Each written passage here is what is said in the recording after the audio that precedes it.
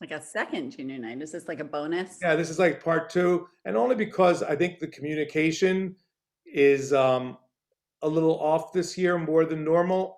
I don't know if your kids told you, but I came in their classrooms. If they're in honors and AP classes, I came in their classroom with Miss Dwyer last week. We saw everyone except the regular classes, which will be in probably either right before spring break or right afterwards. Um, and that's something we normally do at this time of the year. And it was very interesting. The kids did have some very good questions, and a lot of kids have reached out to us for appointments afterwards. Um, and it's, I think we got them focused. I don't know if they came home and said to you, "Oh my God, we got to sign up for the SAT or what," but I do believe that we got them thinking again and back. A little. Some of them are off track. So tonight, by the way, this is not a real. It is a little formal kind of night. I always use a PowerPoint with Zoom. If we were doing this at school, I probably wouldn't be using a PowerPoint. Um, but I think it'll keep us focused on that. But if you really want to see what we did back in October, November, if you missed that or whatever it was in December, it's on my YouTube channel under my name. And I believe it's open public. I'll make sure it is. But that's got a little bit more on the application process. And I will tell you, it's a little out of date because we've learned so much about some of the new rules this year, new things happening. I thought we'd talk about that. Hopefully, we're going to have a guest speaker in the middle, and that may address everything. And we'll see from there. I'm going to open up I'm going to now try and share my screen and find my PowerPoint. And we're going to go there, and I'm going to go full screen. So I won't be able to see you guys. Linda, you'll have to enter and I'll enter when you're talking. Got it. Okie doke. So this is not the same PowerPoint we showed the kids. I modified some of the screens. I changed some of them. I know that there is a lot of stress going on amongst everybody. I can't imagine if your children are MSO or PHY, life is so different. And for some of them it's difficult and some of them are adapting really well. If you just want an update on our senior class, we just got decisions from University of Florida and Florida State. We did very well. Once again, kids that should have gotten in, didn't get in, Florida, and kids that didn't get in, shouldn't have gotten in, got in. And that has to do with their holistic method of applications. And you'll learn all about that more later on next year. So I'm going to go and get moving, and then Linda will pop in with a couple things. Feel free to interrupt. If you can save your questions, we had Miss Dwyer, I'm sorry, we had Gina that was going to watch the chat. She couldn't make it, so we're going to try, and maybe if you just hold your questions till the end, I think it keeps me on a flow. And at my age, we do get distracted. That's why I'm in a quiet little room. So, okay. They could put them in the chat too, and Katie, I'm sure, can answer some. Okay, that's fine. I don't have you all. I don't think I have everybody muted. I'm sort of trusting everybody. Okay, so what's new in 22? These are the things I would like to cover tonight, and plus some more things that are not on here that are just some of the things that I think you're worrying about and things that I'm reading about on all the different emails and things colleges are sending in. How important is course selection in the application process? We're going to talk testing, which is a big issue. Resume, or really what have we done in the past 3 years? And I'm using the word we very, I'm being very, what's the right word? I'm being obvious about saying we because I think at these times it's more of a we thing than it is an I thing, or they did. And then we're going to talk a little bit about the essay and probably some other topics. I tried a little transitions and it works and it doesn't work. So at this point, you and your children should have chosen their classes online. They're going to meet with the counselor. They're doing 9th grade now as we tune up a new course selection process, which I think is going to work out okay. They're going to get individual attention with their counselor to review what they chose. Your child will be able at that point to modify anything they need, anything they see. And after I talk tonight, you may think they may want to change something. We want to make sure that you understand that the schedule that they choose should fit the school they dream to going to. It's always easier to come down than it is to go get harder as the year goes by, as next year goes by. So if they're having second thoughts about should it be a little bit more difficult, is it going to be too much? It's better to be that way now, because that way you'll see why in a few seconds what I'm talking about, because it really does matter, because the colleges look at what they're taking. As rigorous as they can handle, still be able to do applications, still write essays, do scholarships, and still be a teenager. And okay. So the first thing I want to talk about is something you may not know about, and just so you don't get blindsided last year, I think a lot of you know about Common App and application processes, but the SAR has been something that the kids get thrown back when they walk in the building, and we say there are no transcripts to a lot of these schools. We use a SAR, and the SAR is a system, as well as the SPARK at FIU, is a system that they use that the kids self-report their grades. Okay, it's a very simple process when you actually finally get down to it, and you don't do this until next year, about the second, third, fourth week of school. Okay, in fact, you can do you can even start the application process and save this for a little bit later. FIU is one of the few schools that still use a school website. And the big question is, what does the SAR do? It helps you evaluate core classes. And when I talk core classes, I mean English, math, social studies, science, foreign language, and any other academic electives. That's what the colleges actually look at. And they really only look at your children's grades until the end of August. So if they do take a summer class, or if they're taking a virtuals class and you want the colleges to see a grade, they're going to have to get that done before, right around when school starts, maybe the second week of school. And that's the last grades we post when we send transcripts or you self-report. And that's super important when you're doing this, because they're going to look at this very carefully. And they're going to look also at what they're taking senior year. Okay, that's why I said how important course selection. One little caveat is that we are using this program called SCORE, which I briefly talked about at Junior Parent Night. We have found it to be unbelievably beneficial. I think it's going to help you all. I'm super pleased that the district bought into it. It helps a school like Palmetto, puts us on par with the private schools, that the kids have a tool to use it. But we are going to be using SCORE, and I think, like I said, I think you will totally enjoy it. Okay, and I just lost there we go. This is a sample of what the SAR looks like. This is actually from FSU, what the SAR, how they analyze a child's transcript, and you can see they're looking at all the major classes. You can see they color coded for honors, for dual enrollment, which are done on this one.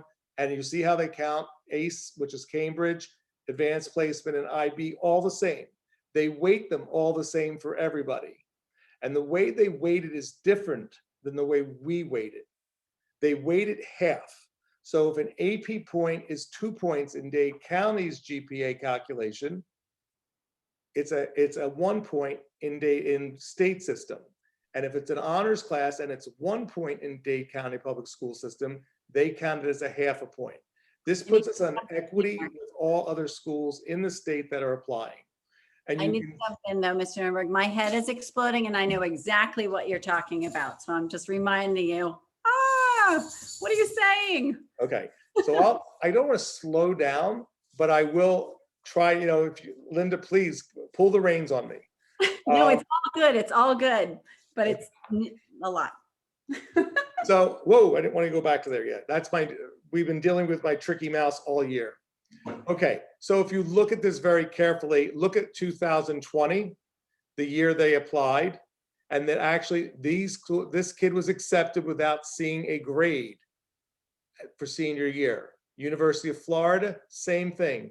Those are the only two schools in the state school system that have a strict deadline of November 1. All of the other schools open up applications in August. North Florida opens up applications in July, and maybe even at the end of June. We had 3 kids accepted to the University of North Florida 2 weeks before school started. So the schools start the application process with the exception of FSU and UCF. And a lot of kids will say, I don't want to send my application until I have my SAT scores or everything's all in. Those schools, it's not a bad idea to apply early. So come next August, when your kids are being visited, they're going to be told that they should apply early as possible. Don't worry about your SAT scores at that point. So, but this is how SAR works, okay? They analyze the transcript, they give them a certain amount of points, and when you see mid-range scores, that's exactly what they're looking at, this mid-range score.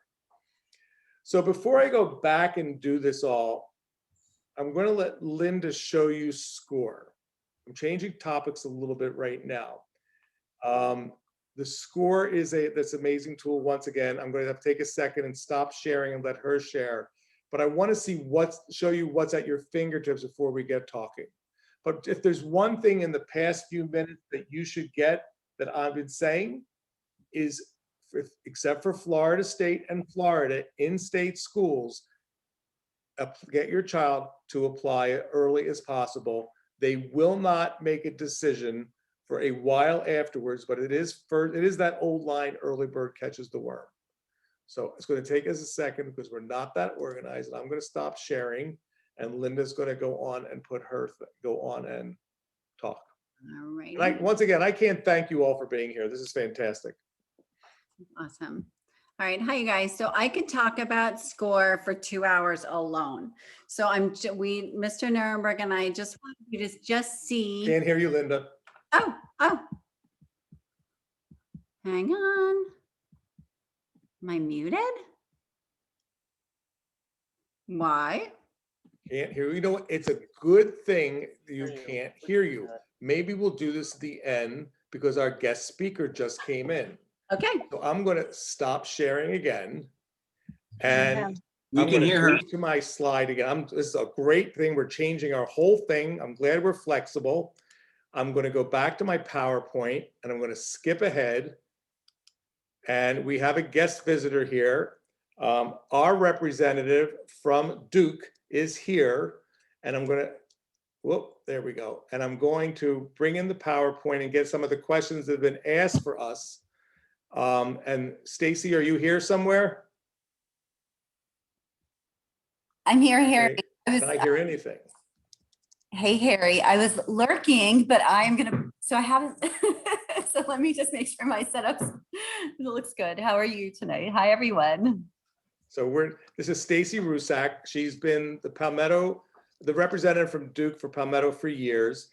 You know, some of the questions were coming in like crazy, and I felt like, I could answer them, but it's my version of what we're doing. So I said, and I called Stacy and said, is there any way you could deal with some of our hot topics? And I'm going to go from there, and I'm going to make it so, Stacy, that you can look at the questions. Okay. And if you want to talk for a few seconds without the slide, I know you're good at that. If you like to talk for a few seconds. Hi, everyone. I hope you're well. I hope everyone's families are well. I am in my kitchen in North Carolina, and it is a pleasure to be here. Harry is the best. And this is an exciting time in the lives of your children. I have a college sophomore who, knock wood, so far is on campus and has been testing twice a week and does not have COVID to date. And then we have a high school senior who applied to college and did not take the SAT or ACT. It was just it didn't happen in our household. And we didn't, kind of the legislature here didn't require it, and we didn't have to do any sort of big efforts to make it happen. And, she is excited and off to college, in just a few months. So I wanted to talk about what test optional means, what I think it'll mean for 21, 22 cycles and processes, and answer questions. This is your chance, guys, if you want to ask a question, I think, and then we'll go back to the forum. So anything in the chat? I'll ask. I know that parents are just Linda. freaking out. I'm Linda. I have a current senior. I'm working with Mr. Nuremberg, and parents are just so worried. What's the deal? If now if last year 40,000 kids applied for 8 spots and now it's 80,000 kids, how is my kid supposed to get into college? And I can't, what if my summer COVID, my summer community service plans didn't happen and because of COVID, and just, can you just, I know that every parent here is just wondering what's the deal. Can you calm them down or give them any info at all? Yeah, I mean, let me just state the obvious, which I think we all know, which is this is just a weird time. It's a difficult time for many of us and for our children. And I think everyone's doing the best that they can. And yes, application numbers are, at a place like Duke, increased in ways that we did not anticipate. But I really do think and know that your child will have, through the advice they're getting at the school and through the application process, they're gonna find their place, they're gonna find their school. And I think that there's real unevenness in terms of who's up and who's down as well. So it's not as if everybody's up. What is real is that the number of students who did not submit testing this year is, I think, 70% versus 40% last year overall. And I think I saw that this morning. I think it was over 70 some percent. And in our pool, we saw that as well. I mean, not quite in those numbers, but in really high numbers. And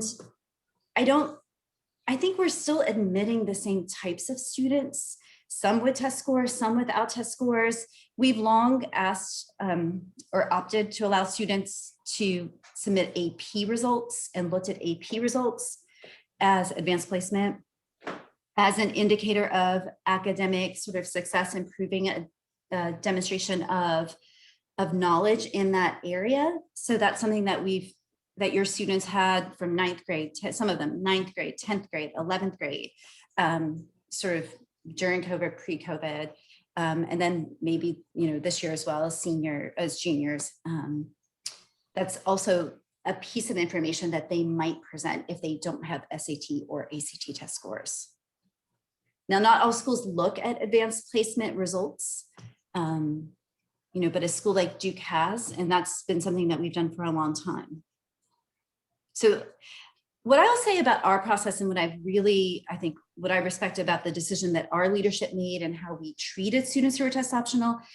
I've read Florida applications for a long time, and Florida transcripts come in all shapes and sizes. I mean, it used to be that there was this dot matrix pin fed. I don't know if you remember these, Harry, multi-page, you had paper applications. Transcripts that have kind of, obviously advanced to this couple page, just 9th through 12th grade, at least for Dade County. I mean, I still see, pre-K through 12 marks and vaccination records and, just these wild transcripts. But in some counties, counties not far away from yours, they still have the test scores on the transcripts. But if a student says to me that they are not submitting test scores for consideration, I don't look at those pages, go right through them. We, as an office, made a commitment that we weren't going to try to determine why or why not a student submitted test scores. And if they said, don't look at my test scores, if they list them on the Common App, I don't look at that page. If it's on the transcript, I don't look for it even on the transcript. I just breeze right past that page. I look at the grades and I move on. So that's how we have treated it. And that, I think, early on, we had a conversation as a staff that we were going to, take the student at their word. If either they wanted us to look at their scores or they didn't want us to look at their scores, and that we weren't, again, going to make assumptions or do investigative work in the application to try to determine where those test results might be. And I know Harry's saying scores, that's true. Miami-Dade has not had scores on the transcript and has no class rank for, maybe 7 years now. It's been a significant period of time. But, other counties, Broward, Palm Beach do, and, that's all local schools and those decisions. But So I don't know if you can see the We chat. played it very straight is what I'm saying. We haven't, we don't look. I don't look on those pages. I know where those scores live and I don't look. There was a question, how is COVID affecting the number of applicants? I don't know if you actually said that, but I think it's a curiosity of everybody. Yeah, so, right. So 2 years ago, we had our all-time application record. We had 41,000 first year applications to do early decision and regular decision total. And then last year we had 30. Oops. Wait, Can anybody hear? did we mute her? Muted me for a minute. I'm going to unmute myself, Harry. No, I'm trying to mute the one person that's Right. talking. Yeah. Okay. So 41,000 2 years ago, 39,000 last cycle, and then this year we have 49,000 total. And you know what I think is not obvious necessarily is that we had a pretty significant decline in international applicants. And then this year, those applications kind of roared back because in some countries, it was not possible at all. It often is very difficult to sit for examinations and to submit an application at a school like ours that has never been test optional. And so this year we saw a really significant increase in international candidates seeking, submitting an application and seeking admission to Duke. So we were thrilled to, to see that. And I think it's been a really interesting period for an office like ours, which has looked at lots of information when trying to determine who to admit and who to invite to join our community. And so I think it's been really interesting. I think next year, as of today, we announced that we are test optional again for the 2021-2022 cycle. And then I think from then on, I don't know when those announcements will be made about, what the requirements for a school like ours would be. But what we'll have after the next group of students who applies is that we'll know the cohorts at Duke, how they've achieved in the classroom, who had test scores and who didn't, and be able to undertake some studies to see, does it matter in our community in terms of the students who are at Duke in the classrooms? Are the test optional students exceeding the students who have testing, or are they matching? Are they lagging? We'll have that information after we invite the first year students to move in this August.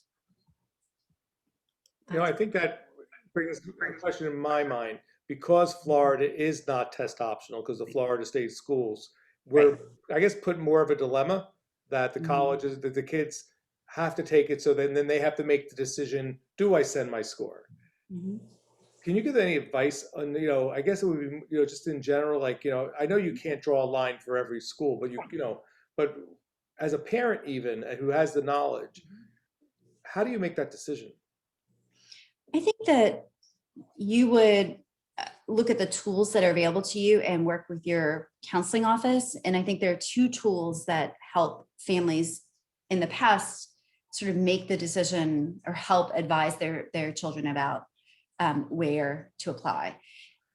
One would be to look at the profile that the school publishes or the common data set for the school to get a sense of what the SAT or ACT range of admitted students is at that place. And if you're sort of in range, typically, then submitting scores would make sense.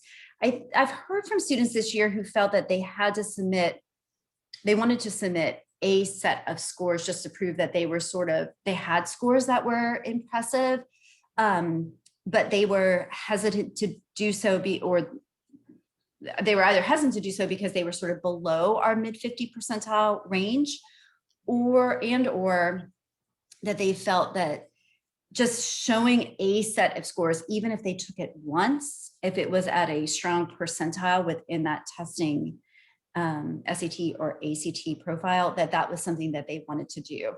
And I think that that's something to weigh within what is the typical profile.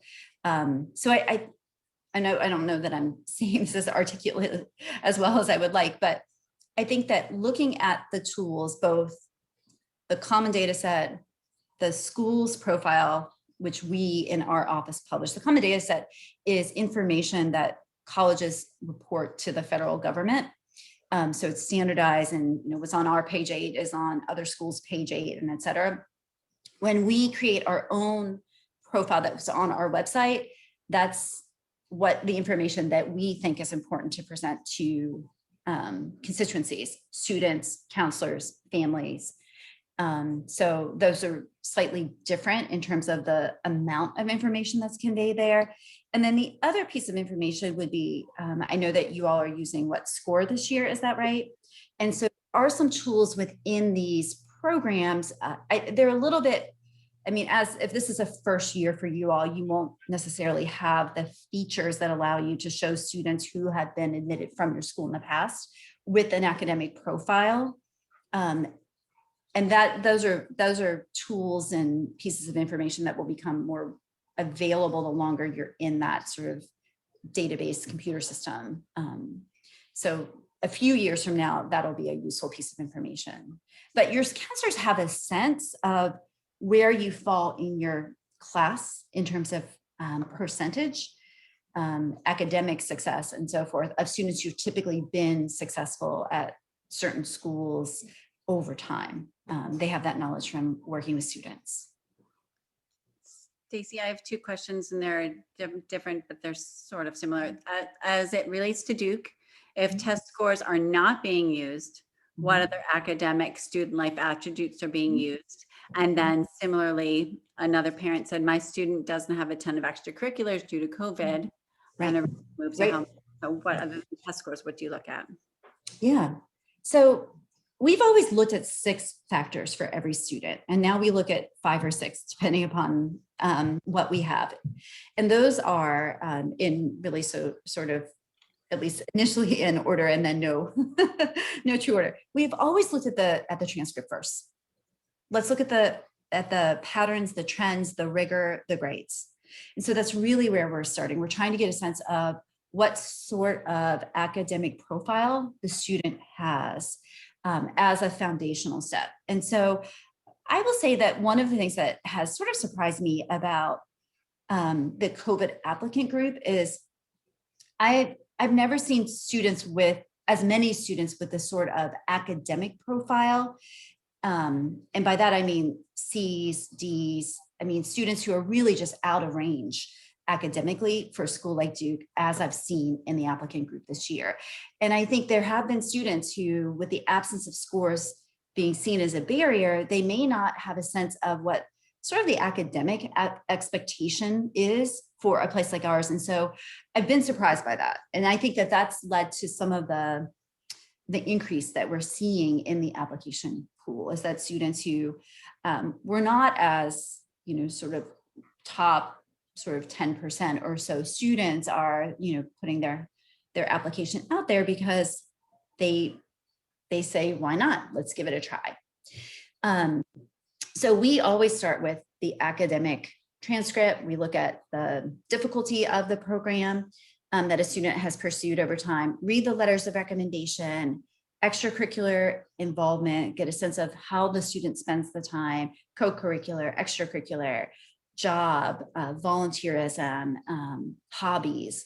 And then we look at test scores if they're there. And so, I'm seeing a range of students. I've seen students in Florida who are test optional, who, if they're applying to your state institutions, and your state, as you know, is the only one who required test scores for their state system. So, one might expect to see test results for most Floridians applying to Duke, and that's not been the case because some students only tested once and they didn't have the opportunity to test multiple times. And to benefit from super scoring, we've always super scored, which means that we've given students essentially a better option for test presentation, in that if they sat for the SAT 3 times or the ACT 3 times, we would combine their best results from multiple sittings. And for many students, they just didn't have that opportunity this year. And I can't tell you how many times I've read in Miami-Dade that students, went home the day before the SAT was to be conducted in their schools for this senior cohort. So that's all information that we have and that we are able to consider. And you're right, there are a lot of students who just weren't able to compete on a field or play in an orchestra or to volunteer in a hospital because of COVID and for all the different things that students did. And we've just sort of made a mental allowance for that, because I've been work from home since I think March 12th, 2020. And so here we are coming up on a year anniversary, and I'm still at my house. So, my comings and goings are very limited. My seniors coming, her ability to engage in activities was very limited. And so I think, we understand where people are and what this odd time means for your children. That's great. Thank you so much. Here's a Duke specific question. Does Duke accept AP scores for some of their classes? So we do give credit for graduation credit for a couple APs. Typically, this is where I kind of get into the weeds a little bit. We have two colleges at Duke, or two schools, an engineering school and an arts and sciences school, and they have their own policies and practices when it comes to awarding credit for AP or International Baccalaureate. And the engineering school actually is more lenient with the number of AP results of 4s and 5s that they will grant credit for than the arts and sciences college. However, some students at Duke can graduate early, a semester or very rarely a year. And in those cases, they can petition to use more of their AP credit to allow that to happen. So it really is more about flexibility than it is about acceleration. And by that, I mean that if students who come into Duke with advanced work in math or whatever the subject is, it often doesn't make sense for them to repeat what they've done. They want to sort of move forward because they are able to do so. And so we're really using it more so for placement than we are to, sort of rush students out the door. That's not really our intention at all. Okay, so here's another one. So these 11th graders, we have about 70% of our kids that are online. And so the teachers and the students are not having the kind of relationships that they've had in the past. And they're going to struggle to get letters of recommendations. So is there a way, I know when you're talking, you're answering for Duke, but I know when you're answering for Duke, you're answering for probably the top 50 schools in the 30, 40 schools in the country.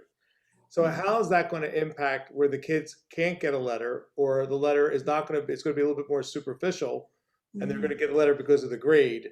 How are you going to handle that? Yeah. We've seen it already on, to some degree. And I think we've been, typically we would say we want to see 11th grade recommendations or 12th grade recommendations. And 10th grade recommenders, students who had teachers who taught them in 10th grade when they were in a classroom all year. I've seen more of those letters, I think, this year than normal. I've certainly read more anecdotes about, the student has the camera on at all times. So, you're getting some of that COVID feedback as well in terms of engagement and, what the student is doing. And there have been recommenders who've written about, I am in a classroom and I don't have a single student here because they've opted to be at home. And so even though we do have in-person options at their schools, that 100% of the students in that class are at home, and still the teacher is able to sort of get a sense of, that student's commitment, engagement, and sort of energy that they're bringing to a very different learning atmosphere. So is it different? Sure. Are they going to say different things? Sure. Are their letters shorter? I think so. For some of them, at least the ones who asked for some of their seniors teachers to write this year. I think it'll be different for next year, where most of the junior year was really remote. At least this year's seniors had 3/4 of their year in person and the last 4th at home. And so I think their teachers got to know them maybe a little bit better in person than this junior group will, because they have been largely at home. But again, some of those, listen, I'm a mom, I've got a senior who's here, and, you know, sometimes she wants to be on camera, sometimes she doesn't want to be on camera. Sometimes I feel that way about Zoom, you know, so I think it's just a hard time for everyone. And I think that we're all trying to be as, you know, reasonable and thoughtful and sensitive to the realities that we're all dealing with. Okay, so here's I guess this, you could talk as a parent and as a representative from Duke. Do you increase your number of applications because of the situation? What would you suggest?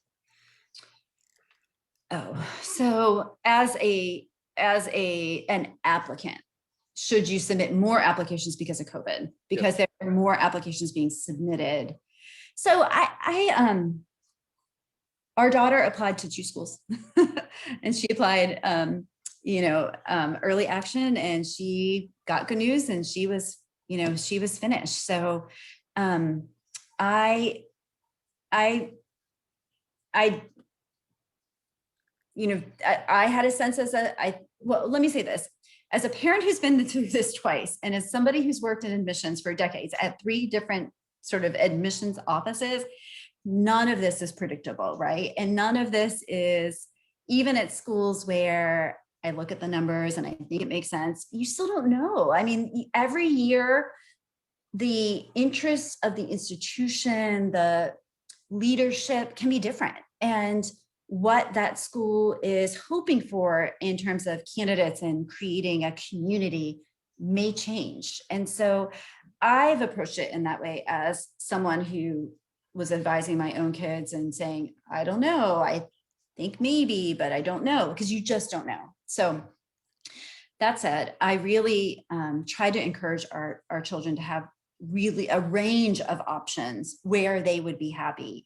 And most schools in this country admit over half of the students who apply. I mean, that's the reality. I don't work at a school like that, but most schools fall under that category. Now, if your student is applying only to schools that have single-digit admissions rates, then you really want to balance that with some really reasonable, practical options, because the schools with single-digit admission rates are just not a given, and for anyone really. And I think that, I know that you're all saying that in your office. So I think that you just really want to have a good range. But does that mean more? I don't think it needs to mean more. I think it really is about what your list looks like and making sure it's a reasonable list. Okay. Any other advice on how to compensate for what's occurring?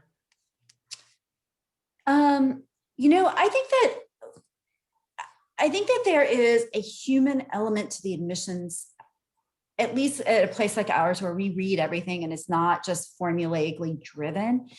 I mean, your young people are like, they're just wonderful young people, right? So what are they doing? Are they walking the dog with you every morning now before they, get online because they don't have to commute to school anymore? Or, what have they done that has helped them grow and manage this time? Are you all watching Jeopardy, at night now as a family because, you don't have the kind of after school run here, run there sort of commitments that you had before? Like, our lives have changed. And so the ways in which your student can speak to that reality in that additional information section just really humanizes, I think, the application. Or in even the extracurricular section, that can be hobbies. Like maybe they went back and reread the Harry Potter series because they had time to do so, and they love those books and they were reading them as a young person and they wanted to go back and read them again. Or, there's just lots of things that students are doing. They're baking, they're making videos, they're creating things, and creation is, it's just important. And so whatever that is, I think it's important to find a way in a reasonable, manner to present how they've managed this time and how they've grown. Wow. Okay. Yeah. One last question for me. Okay. Okay. So if you had the choice to go back to test required or stay test optional, what would you want? I mean, in a non-COVID environment? No. Non-COVID, yes. If we go back to normalcy in the year and a half, 2 years, this is just, So this is, I am not in a, in a position to make this decision on behalf of Duke. I only say if Stacey Rusak had her own university and would I have a test optional path for students? I would. I think that there's just,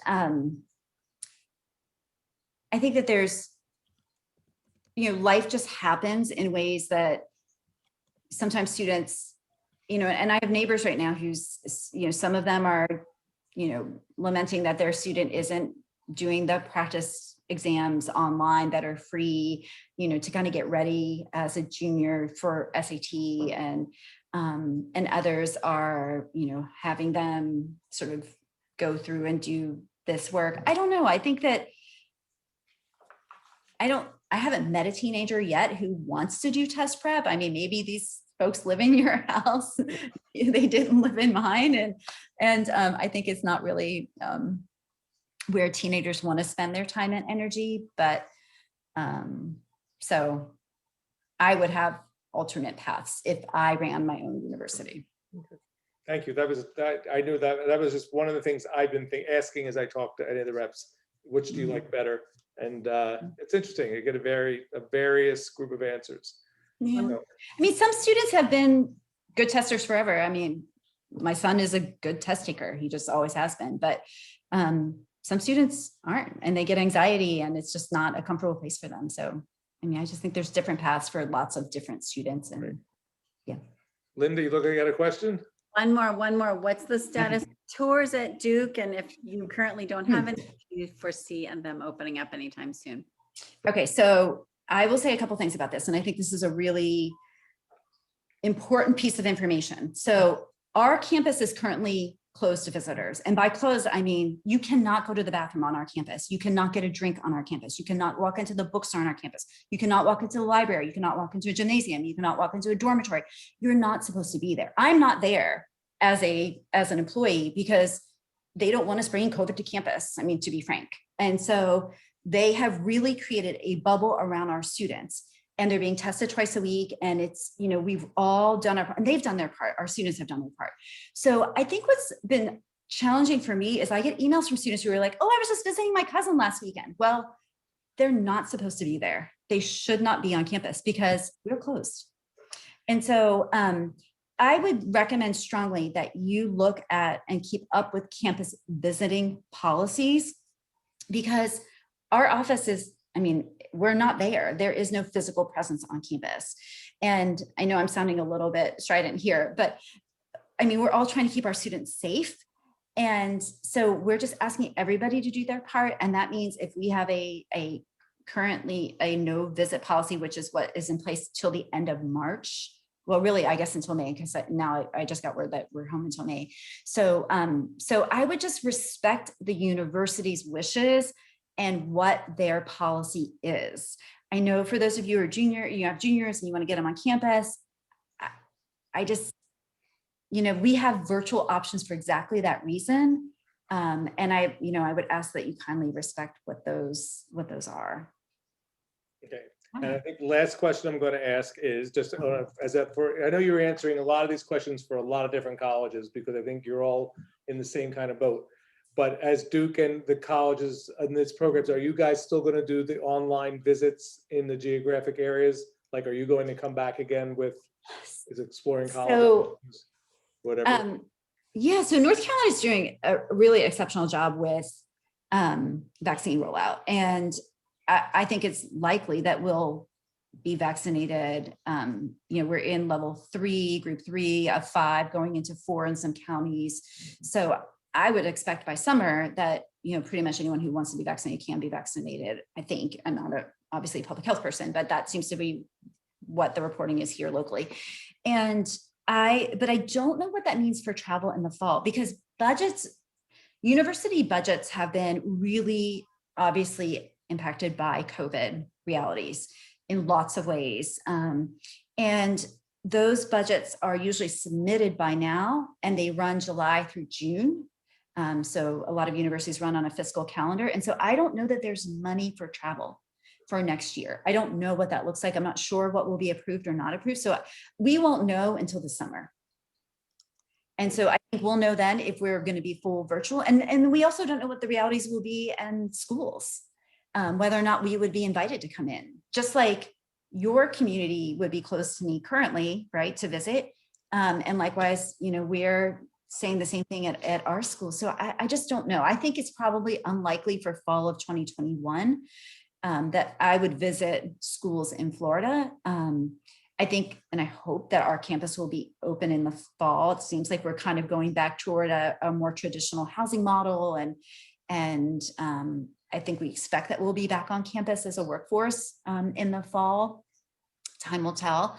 But I think that the virtual visits are here to stay, regardless of what our model is. And I think that hybrid approach that we're seeing with testing, test optional or, you know, test submission is going to be the case as well for the kind of travel that we do, because we're able to meet so many other students or at least provide information to so many other students. Stacy, I can't thank you enough for coming in and giving up your evening. And I hope you do have a spring tour, at least virtually, so that we can show our interest in Yeah, Duke. we do. Yeah, we have that in the works. We're So excited. thank you for giving up your time. And Thanks, we're really everyone. to So you. nice. I Thank love you. you. Oh, same. Bye, Linda. Thank you. Bye, all. So, all right, that was one of the, we have another smaller guest visitor coming in a little while, but we're going to go back and hopefully we're going to get, I think, Linda, I was the only one that couldn't hear you before. So All right, that's all right. All right, so we'll we're going to go go. back to score and show you, and Linda's going to do this. Linda is the score queen. Yeah, but it's super boring after talking about Duke. But okay, like I was saying before, I could talk about score for hours, but we're just going to give you a little tiny snip of what your kids can see. And then we can always circle back. I've done little private score meetings with all different parents and kids, just so you can really understand. So this is my made up Linda student account. So this is the first homepage when you look. So when you look here, we can do a college search. You can look at my colleges as a student and my profile. But what I wanted you to see here is that right here, if you scroll down, you can see the college visits that are coming. And that's really important. As you just saw with Stacy, colleges come to visit us and they're coming, any visit that we get is just for our kids and they want to come and meet your child. And right now, your juniors are the sole people that they're coming to visit. So for example, on Wednesday, Lynn is coming, Lynn University, and UCF is coming. It'll just be Panthers in those meetings. Thursday is Florida State. So your kids can join. They'll just click count me in and it's right there. So now they're registered.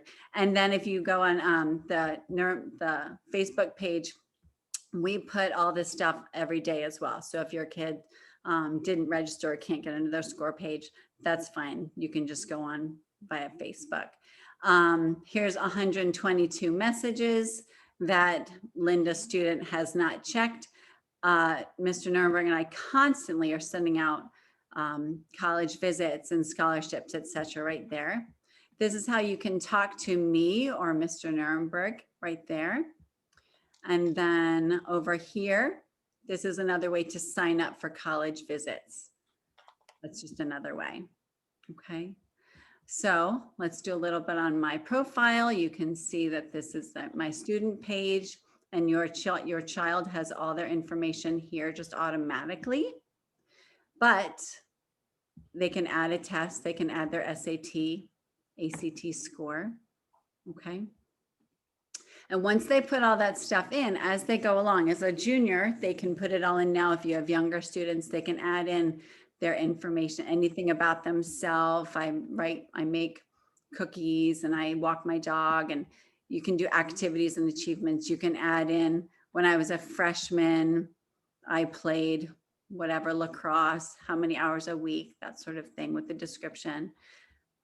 And then as you add all that stuff, you can go up here and export a resume, and Mr. Nuremberg will show you later, just by clicking that button, it automatically creates a resume for your child of all the information that they put here. So that's really convenient, because certainly for Florida State and for quite a few other colleges, they need to have a resume.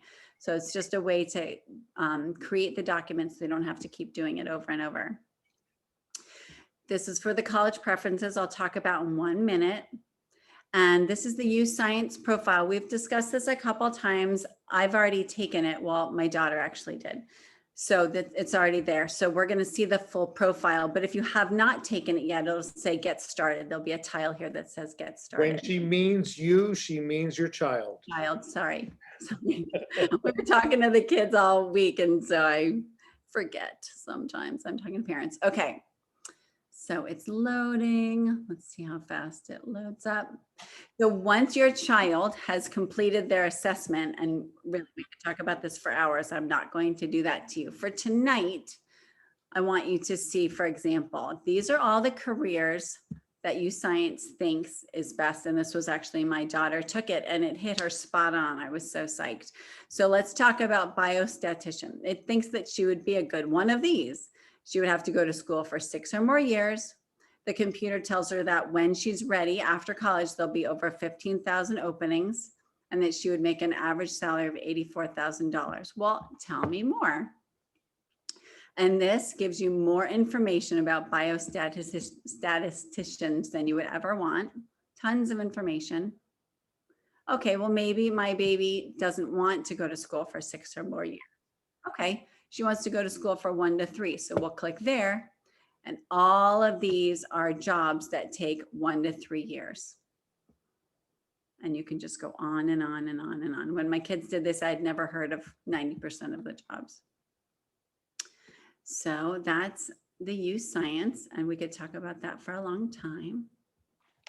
And then the last thing I wanted to show you, and this is my drive. Okay, so again, I'm going to scroll down on the page, my profile page, so you can get here from there, or it's down here, my drive. So very often your child will need a form, a senior profile, this, which you've never heard of, the community service form right here. We'll say to your student, to your child, it's in my drive on Score, and they will have no idea what we're talking about, but this is what we're talking about. So this is where we can just upload PDFs and fillable documents for them to use. Okay, so that's my drive. The last thing I wanted to talk to you about tonight was, this is a really cool way to search. So we would tell the students, I know, all right, so you get to go to any college you want, supposedly. Where do they want to go? Well, I don't know. I don't know. My kids would say, it depends on who takes me, right? So this is a way to narrow down the search. So we would say, okay, where do you want to go? Well, I know I want to go to California. I love California. Fine. So you pop in California. Okay, save. Well, do you have any idea what you want to do what do you want to study? Just for example, I want to study film studies. Is this where it was? Mhm. Yeah, film studies. Fine. Let's start there. Okay. So now we've decided that there are 32 colleges in California that have film studies. So it's just a way to narrow it down. We want to narrow it down a little bit more. I got an 1100 on my SAT. Okay, let's see what the options are now. Save. Done. Now it's narrowed it down to 17 colleges. Okay, so tell me a little bit about Stanford, for example. All right, and this tells you tons and tons and tons about Stanford. You can see where it is, the acceptance rate, the tuition, average SAT and ACT, and that will change for your current juniors. This is last year's information. These are all the requirements. This is how you can apply, and the deadlines. And it just keeps going on and on and on and on. Okay. So that's it. Let's just do one more. All right. Well, that's nice, but my mom says I have to stay in Florida because I have Florida prepaid. Okay. So let's look at Florida. And now I want to do all public schools, just because.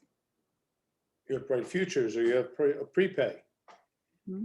So let's say once again, I Go got higher. that. There we go. That's the average. It's going to cut out a lot of schools now. All right. Let's see what we've got. Now there's 6 colleges in Florida that are public and have an average SAT score around 1200 Or higher. or higher. And let's look at Florida State again. So later, not now. Oh, look, you can take a virtual visit, that sort of thing. You can just play and play and play. And I know that the night is going on, but I just wanted you to see all the different tools. And we can even do more and more and more with SCORE. But more important, the most important thing that I want you to learn tonight is to really encourage your juniors to join the college visits. They're super important, and I'm going to get out of here.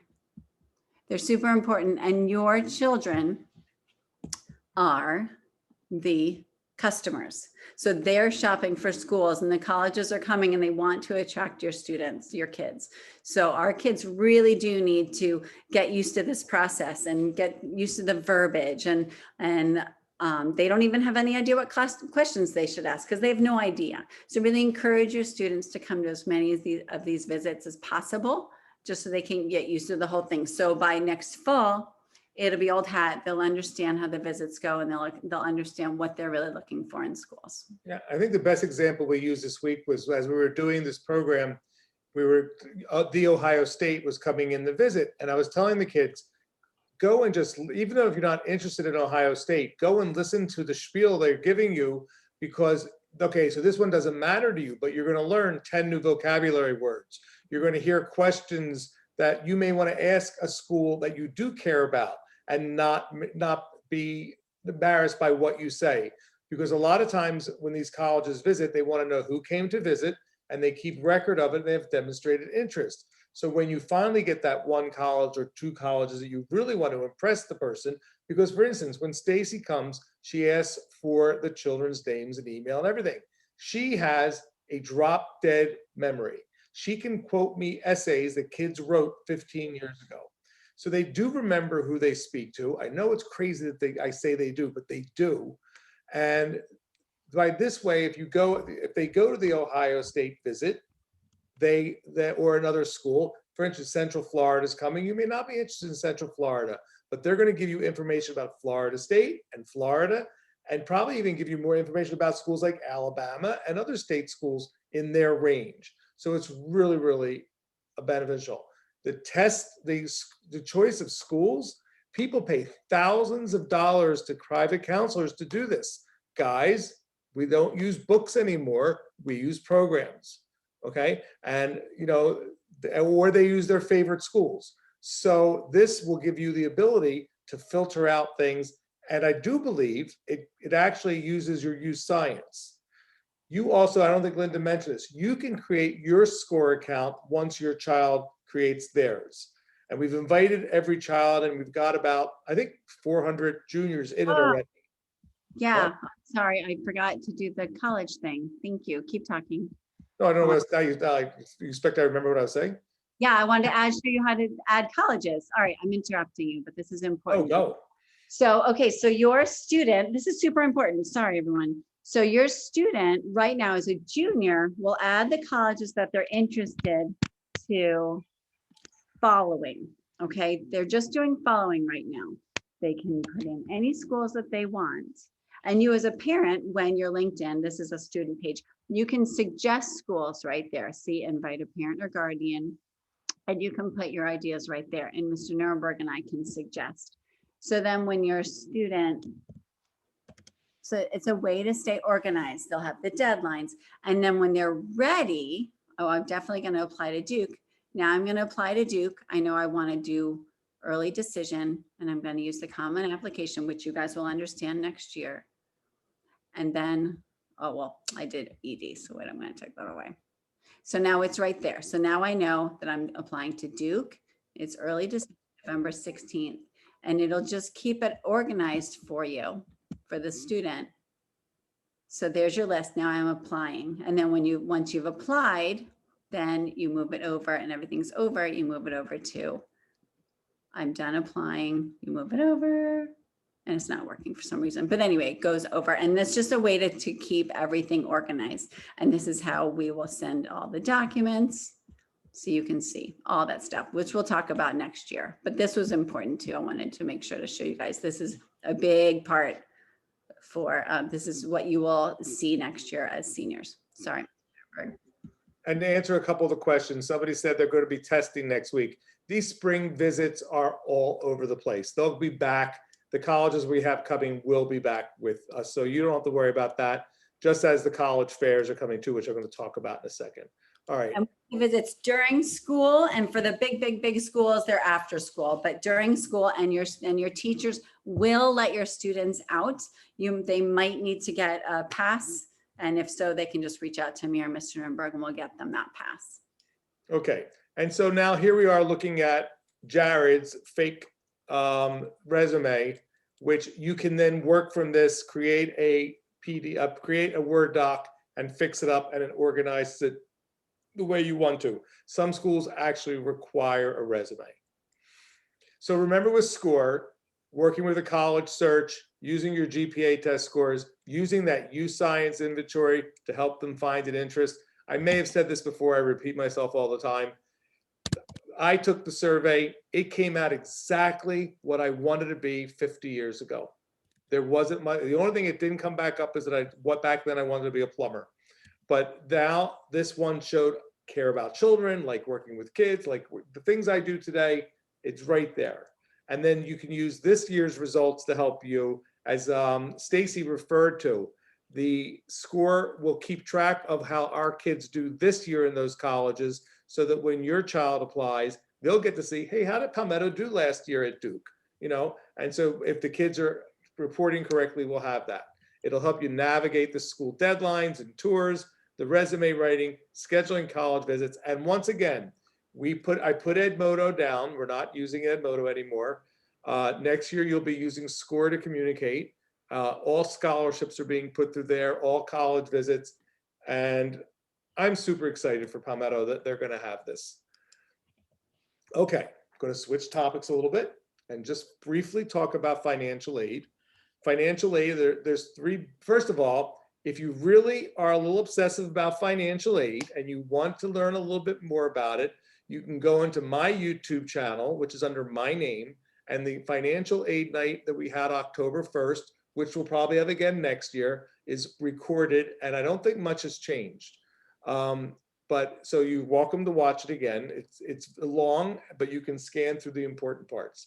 So the FAFSA is a free financial aid document that people fill out if you're in need of money, that gives Pell Grants. It allows the colleges to know that you want money.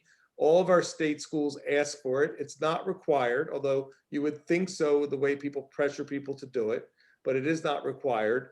And there's a document that opens October 1st. The CSS profile is a little bit more invasive to your finances. The University of Miami asks you to do it, and a lot of the private schools will have you do the CSS profile or their version of a CSS profile. The CSS profile is found on the College Board. And it's just a way that they look at your finances, especially when they say they're going to meet 100% of your financial need. And finally, the big way, besides the private scholarships that we publicize and put things out, the private schools, a lot of them have merit scholarships. Actually, state schools do too.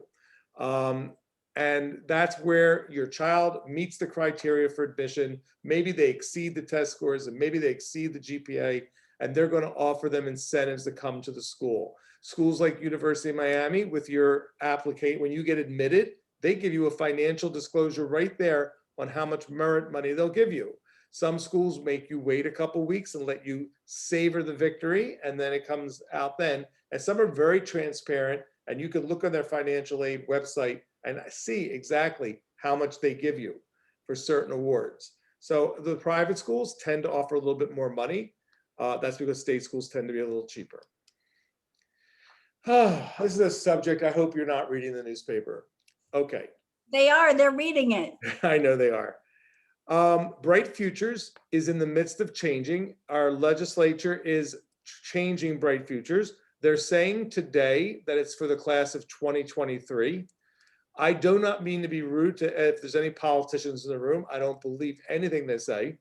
They're saying your class will be the same as this is right here for Bright Futures.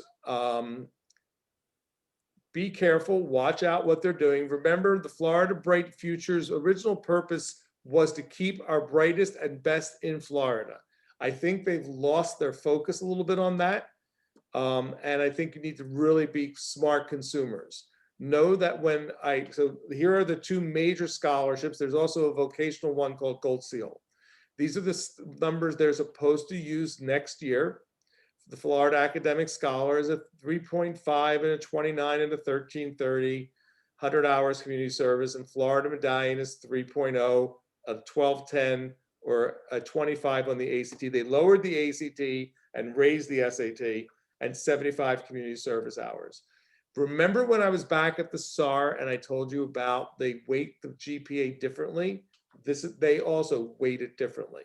So when you see your child's GPA, it's somewhere in the middle between our unweighted and our weighted. So if you have questions about this, feel free to reach out and talk to one of us and we'll explain to you. And once again, you'll be informed as we're informed. But there right now, there's going to be a little bit of a fight over this. Okay, I think these are the things, I know these are things that I wanted to talk about because these are what's happening right now. And what if my child's test gets canceled? Can't test if COVID test is positive. Do you use the test or not to use the test? The things that I'm hearing with the kids, they're stressing out. You know, they're before the test. How do you stimulate that? How do you simulate the stress?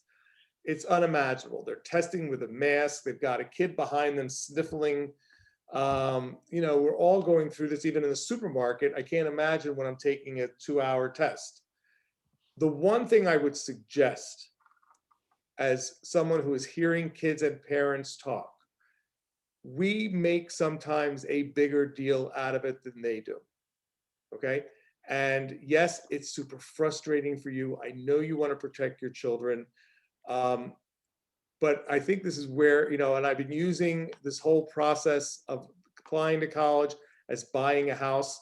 This is sort of like the inspection before buying a house, and I just made that up just now. But how do you calm down so that they feel calm?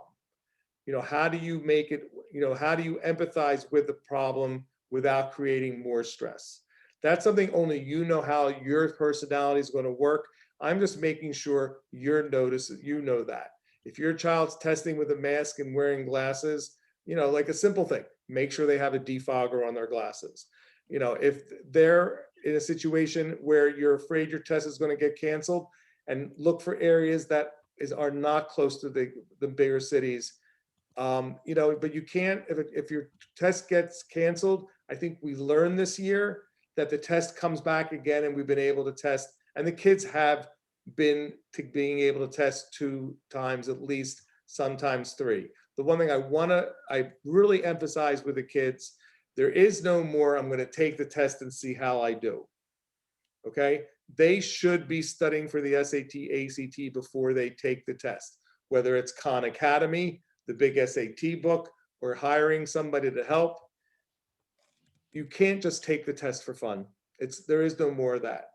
So I really want to, you know, I know this has got to be driving you crazy, and we want to empathize with you and your children, but sometimes, you know, they're a lot stronger than we are at a lot of things. They're used to being distracted and maintaining their work. Geez, they could be watching TikTok, a YouTube, and doing their calculus work, you know, with a mask on. So they're actually they're much easier at multitasking than we ever are. I couldn't get past regular television. No, our kids are amazing. Your kids are amazing. They're so great. I think these were the questions we really set up for Stacy. You know, someone asked about the AP testing in the chat. I think you're going to find that the kids, and I love this part, that if your children are taking AP classes and testing and do well, I think it behooves you to let the colleges know. I know NYU was the first one that did it. They actually took 3 AP tests instead of the SATs 6-7 years ago. I think it's entering that way. I've been reading articles about test blind, which means they're not going to require SATs at all or ACTs. And what we're reading now, every day, another email comes telling me that that college is going test optional. And what does that mean? I think Stacy answered that. It is increasing their applicant pool. It's interesting, our state schools, Florida and Florida State just increased a little. UCF stayed the same. FIU struggled at first and is back on track. And some of the smaller schools like Florida Gulf Coast and FAU and UNF and UWF, they're a little bit below their normal.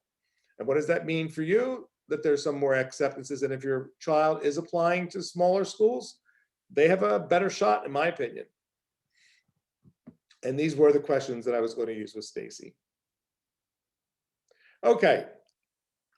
So letters of recommendation. You know, because I brought that up with Stacy on purpose because it is an issue, and the teachers are, you know, at a dilemma too, because some of them are just looking at little heads and it really makes it difficult. Remember that they don't need a letter of recommendation for any of the state schools except for New College and FAMU. They do need them if they're asking somebody for a letter of recommendation. A lot of the out-of-state schools are requesting it, and private schools. This is the new, we revised the senior profile a little bit, and I you know, I sort of did it with asking a few people, but the only things really are changed are 6 and 7. And I'm sorry, the opening paragraph, because instead of giving us a list of schools, we're asking them to use SCORE to list their schools. Teachers can see that and let them know, and give the teachers a timeline. Number 6, for teacher recommendations, we're asking the teacher, for each teacher, the child tell 2 or 3 stories about an experience they had with a teacher. Why are you choosing this teacher? So if I'm going to pick 2 teachers just out of the clear blue sky. So if you're asking Dr. Edelman, their child's going to write for 6 just the Dr. Edelman. If they're asking Miss Ruiz or Miss Purse, they're going to write just the Miss Purse or Polito, and this way, or Purse or Ruiz. And this way, the teachers will have a little bit more ammunition to help your child. Sorry, that mouse does it again. Sorry about that. And I'm going this way. Okay. Number 7, what we found is sometimes we ask the kids for an obstacle or hardship. And especially now with the COVID, some of the kids have lost family members and they do want to write about it. And the counselor can actually substantiate what's happening. Or if there's a financial situation and you don't want every teacher in the world to know what's going on. So 6 and 7 are interchangeable, 1 for the counselor and 1 for the teacher recs.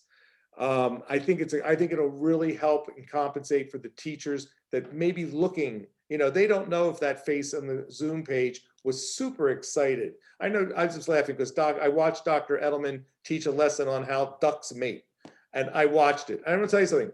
I would tell her how exciting that was. So my filter is going away again. Okay, so just in general, I think those questions will help your child get great letters if they need it for their schools. Jacob, are you here by chance? I guess he couldn't make it. Okay. All right, so I'm going to continue. Watch the chat in case he's in and can't talk, Linda. Yeah. So I asked Jacob Grinstaff to come in and talk about Posse Miami.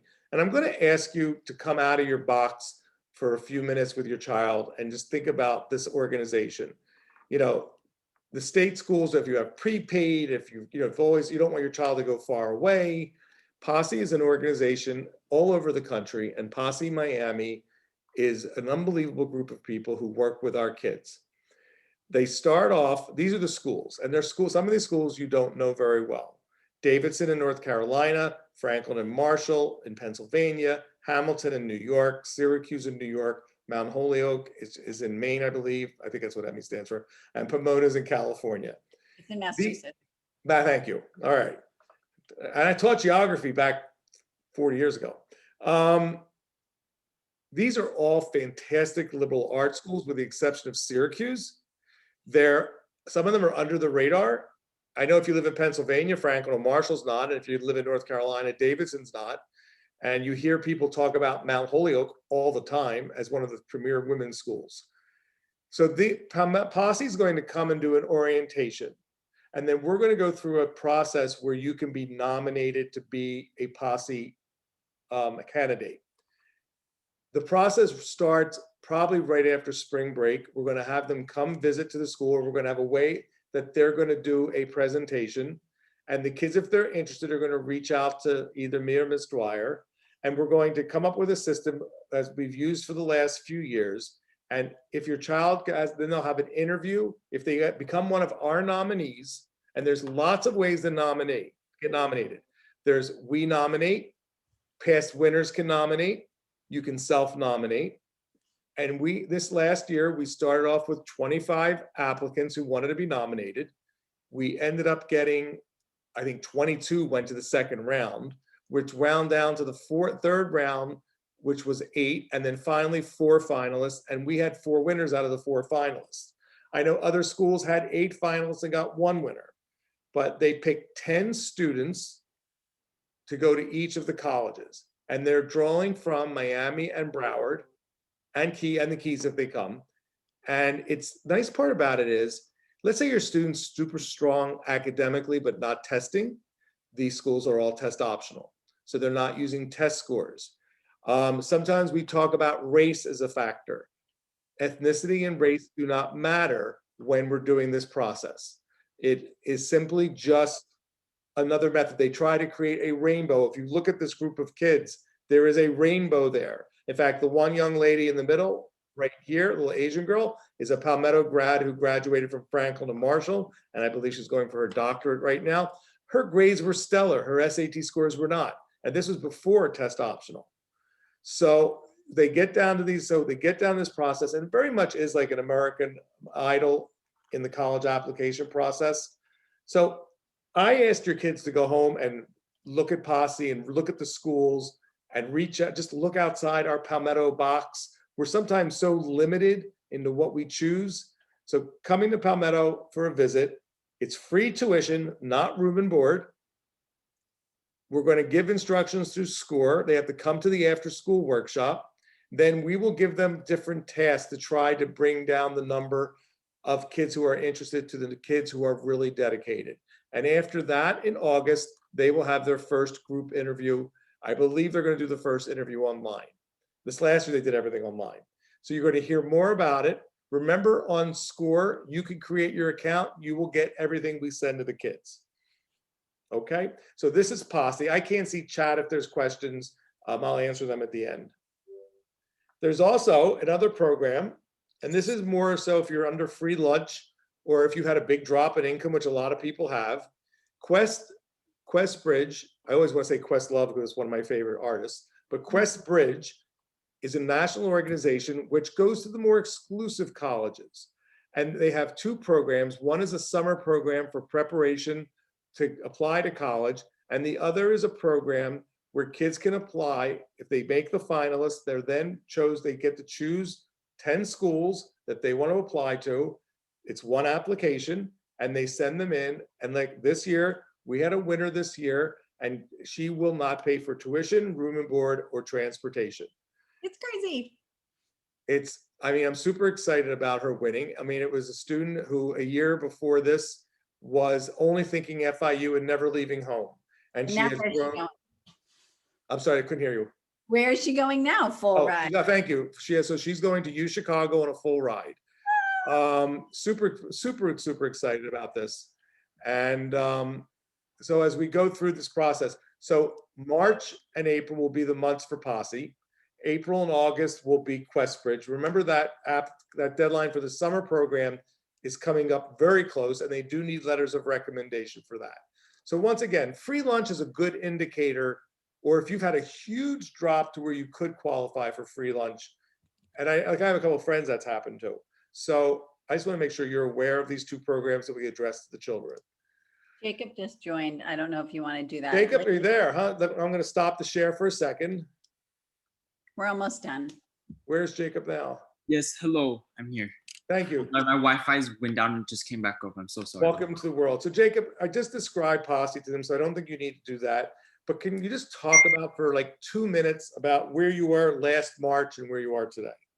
Yeah, so basically last March, for me, I was looking into like the college application process and I wasn't necessarily sure of what was the best option for me because I didn't have a good test score yet. I wasn't sure what were my targets, what were my reaches. So Mr. Nuremberg around this time had just started posting about the Posse program on Edmodo, and I first started looking into it around that time. So that's when Posse first became an idea to me, like truly. Later on during the pandemic, during quarantine around August, I asked Mr. Nuremberg to nominate me for the program. And from there, that's when the Posse application period started. So, did you ever think of going out of state? Yes, but at the time, I didn't think that it was fiscally possible. I didn't think that I'd be able to leave Florida due to that. So that's why for me, like the Posse program was such a big like motivator. And that's why it was something that I was very interested in doing. Okay. And can you just tell a little, I don't want you to give any secrets out, but by the way, the only thing is you can tell time-wise, we're all off on time. It was in March when we started the process, and it was April when we went through the process, and we nominated in June. But Yeah. I know everything was a blur. Yeah. So I'm sorry, maybe you repeat the question one more I don't time. know. You think I remember it? That's why I have Mr. Meyer here. Just a little bit. Tell what you're going through now. You know, you were one of 4 people who won at Palmetto. Is there any advice you'd give to parents maybe who are thinking of that this would be something that their child may be interested in? I think it's an excellent program to look into. And I think that one of the main things you have to discuss with your kids is that it's an early decision program. So if your child gets in through the Posse scholarship, that they're binded to the school. So definitely look into your options. And if you want to go into Posse, just make sure it's something that you really want to go into, because it's a commitment and it's 6 schools. So make sure your child looks into the schools, see if they're interested in the programs, if it matches what they want for their college career. And if they think that it's a good, if they find that it matches them to the point that they want to commit to it, then it's an excellent program to look into. Right. And the part about ED is you can go all the way to round 3, and they're going to call you guys in, the parents and the child, and they're going to explain early decision. And at that moment you say, I don't want to do it, you can back out. Okay. You have that power to do so. And I will tell you, and you hear it from kids who also did the application and didn't win. They were happy they did it because it made them start thinking about college. They had the most interesting interviews they've ever had in their life. And when they got to interview at a school like Duke or someplace else, they blew that out of the water because they were no longer uncomfortable talking about themselves. It definitely pushes students to go out of their comfort zone in the interview process, and it's really good. And like I've had friends who were Posse finalists and they're able to reject it, so it's definitely something you should still like try to look into. I have no regrets in doing it. Certainly willing to play I think if your child wants to go out of state and money is an issue for you and you have that prepaid and you still want to let them explore, you let them explore these 6 schools. And the one last thing, which is hard for you to understand as I talk about it, if Jacob had not won Syracuse, he would have then been exposed to all the Posse schools in the country, and they would have reached out and offered him applications and financial assistance. Maybe not a full ride, but there would have been other ways for him to apply to a lot of different schools.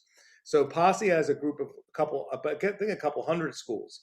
But when they're coming out of the district here, it's only those 6. You have to lose the final round to be exposed to all the schools. These are our options as we go through the process. Any advice, Jacob? Forget Posse for a second. Okay, we've got 100 junior parents here. Got any advice for them? I would say honestly, like the most important thing for Posse is to make sure that your child is comfortable being themselves.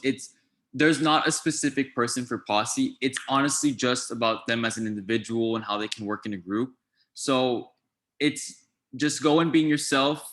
Don't overwork, don't overstress yourself in the process. It's a very holistic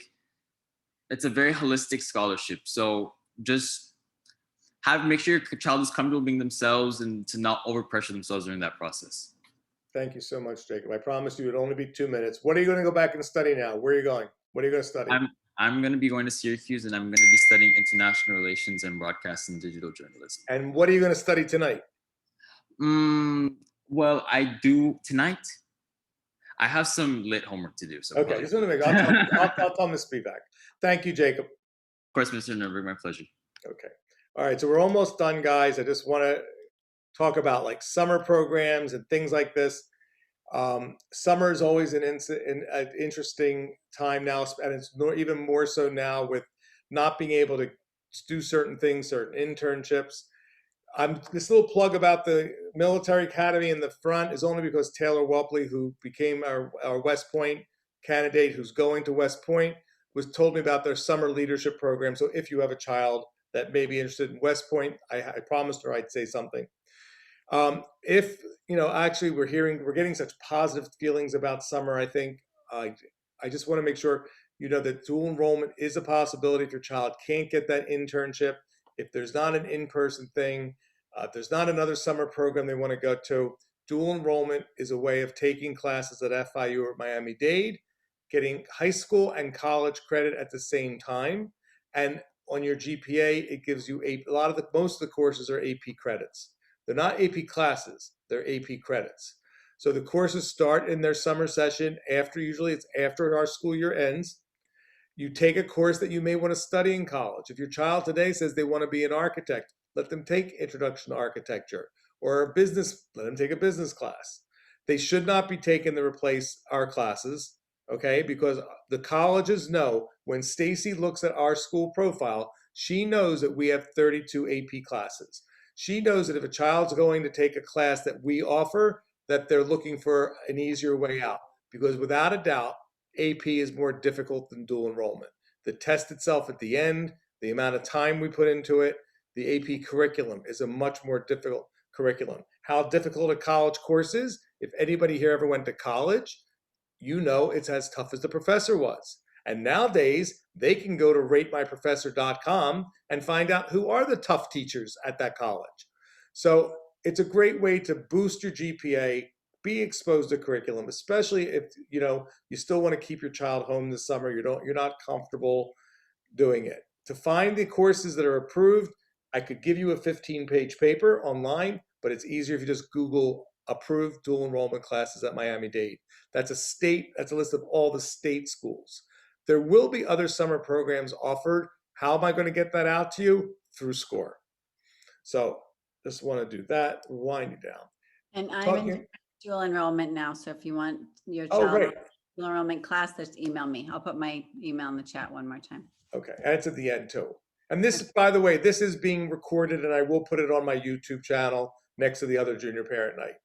Virtual fairs are occurring all the time, so are virtual visits. I think we're getting more exposure than we've ever had. There was one this last Sunday, March 21st, May 2nd, and virtual, and this is the website. I want to make sure you get the website. So fancy. Yeah, I got a little fancy when I added this in this morning. The virtual college fairs are very interesting. When we were playing with it earlier in the year, I walked into Florida and I got a one-on-one with the director of admissions with the University of Florida. I could have been a kid. I happen to know him, so it didn't make any difference. But I mean, your kids could actually be interviewed by somebody who it really does count. So it's a great way to hear about the colleges. And once again, every time they talk with an adult, every time they talk about college, they're learning the vocabulary. And we're winding down, guys, I know. So I can repeat myself like I always do, but know we've overwhelmed you, okay? But the key to your child is to maintain their grades, be as active as they can be in school and outside school. I don't care if they're taking the garbage cans out for the elderly neighbor down the street. Have them do something that helps somebody.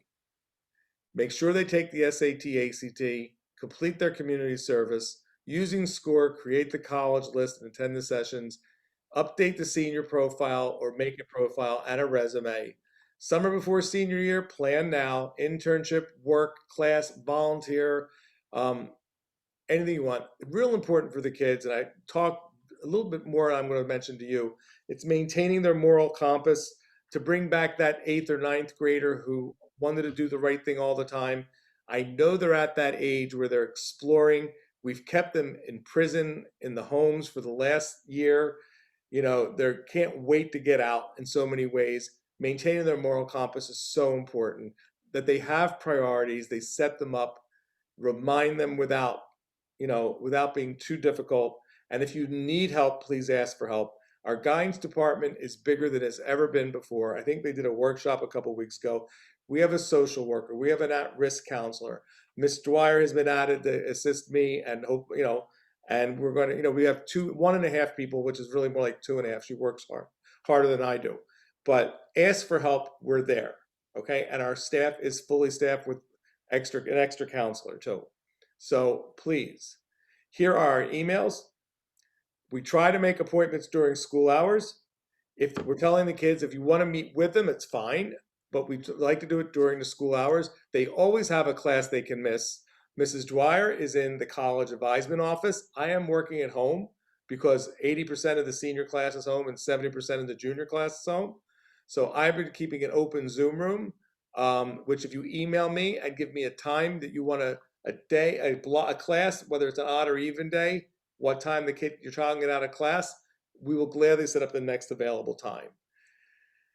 Remember that your relationship with your child is essential. I say this at the end of every one of these programs. Most important is not getting into college. It is keeping your relationship with your child.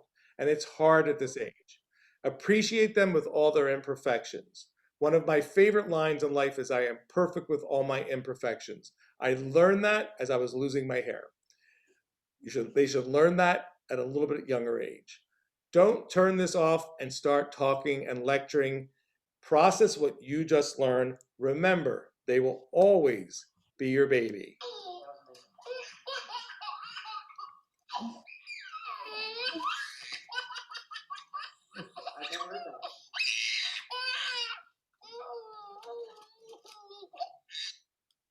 So with that, I don't know if there are any questions. You can chat into the chat, and just want to make sure if you just want to say thank you and say good night. If you want to throw a question in, we'll stay for a few minutes and answer.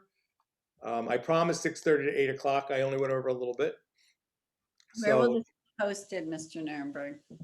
I'm sorry? Where will this be posted? On the YouTube under my name, which I don't know how long I'll leave after I retire. I'll probably just give the videos to Mrs. Dwyer, hopefully, and she'll put them on her YouTube channel. But it's just under my name, and the ones, if I have it on invite only, just email me for the invite. I will open up for financial aid night. I will open up the junior visit from back in November, and hopefully we're going to do at least 2 more programs at night for you people who are interested. I think staying in contact with you guys is super important. So I thank you for giving up an hour and a half of your time, and I hope we gave you a little bit more information so you can be prepared. And by the way, I wore this red on purpose because it is senior red, and your children are now officially rising seniors. So we're going to go from there. So thank you once again for coming, and we do appreciate you. I want you to know that. Working at Palmetto, one of the best things besides the kids is having parents like you. So thank you for coming. Can they unmute if they want to ask? They can unmute, do whatever they want. I don't think I never muted them all. What a well-behaved group. Did you? No. Anyone Somebody wanna- try to unmute.